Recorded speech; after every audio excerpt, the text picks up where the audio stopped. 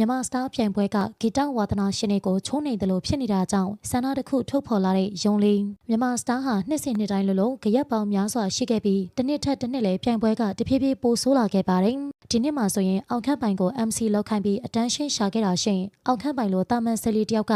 MC ပညာရောအင်္ဂလိပ်စကားပြောမှာပါစကေးမရှိနိုင်မှန်းတည်တည်ရက်နဲ့အခုလိုမျိုးတမင်ဇက်တိုက်စီစဉ်လာခဲ့တာပါအောက်ခန့်ပိုင်ကအင်္ဂလိပ်သချင်းတလွဲတွေပြောပြီးလူစိတ်ဝင်စားစေဖို့ပွဲရှာခဲ့တာပါဒါကပြိုင်ပွဲဝင်တွေရဲ့စိတ်ကိုချိုးနေတယ်လို့ဖြစ်နေတဲ့အပြင်ပရိသတ်တွေကပါမလေးစားရရောက်ပါတယ်ဒါကြောင့်အစိုးရယုံလေးကတော့မြန်မာစတားအစီအစဉ်ကိုဖျက်သိမ်းပေးဖို့ဂီတအစည်းအရုံးကိုတောင်းဆိုလိုက်ပါတယ်ရှင်ဂီတပြိုင်ပွဲတွေဆိုတာအနုပညာနယ်ပယ်နဲ့အလှမ်းဝေးတဲ့ဝါသနာရှင်တွေရဲ့အိမ်မက်တွေကိုအကောင့်ထဲဖော်ပေးတဲ့အစီအစဉ်တွေပါလွန်ခဲ့တဲ့10စုနှစ်မတိုင်ခင်ကတည်းက Melody World အိမ်မက်ဆောင်ရောက်မြန်မာအီဒိုနဲ့ The Voice မြန်မာလိုဂီတပြိုင်ပွဲတွေကျင်းပပြီးအစိုးရကောင်းတွေကိုမွေးထုတ်ပေးခဲ့တာဖြစ်ပါတယ်ဒီလိုသမိုင်းကြောင်းတွေအကြောင်းဂီတဝါသနာရှင်တွေကအစိုးပြိုင်ပွဲတွေကိုအားကိုးတကြီးလာပြိုင်ကြတာပါဒါပေမဲ့မြန်မာစတားရဲ့လုပ်ပေါက်တွေကပြိုင်ပွဲဝင်တွေရဲ့အိမ်မက်တွေကိုရိုက်ချိုးသလိုဖြစ်နေကကျင်းပလာတဲ့တခြားလုံးမှာလည်းဘယ်ပြိုင်ပွဲဝင်ကိုမှဂီတလမ်းကြောင်းပေါ်မတင်ပေးနိုင်တာကြောင့်အစီအစဉ်ကိုဖျက်သိမ်းဖို့အစိုးရကြီးယုံလေးကတောင်းဆိုလာခဲ့တာဖြစ်ပါတယ်ယုံလေးအနေနဲ့ကိုယ်တိုင်ကတော့ပြည်သက်မျက်စိစပိန်မွေစူးစရာဖြစ်နေပေမဲ့ဝါသနာတူဂီတလောကရဲ့ဝင်ရောက်ခြင်းသူတွေအပေါ်မှာတော့အောင်မြင်ဖြစ်ထွန်းစေခြင်းနဲ့ဆန္ဒရှိတာပါ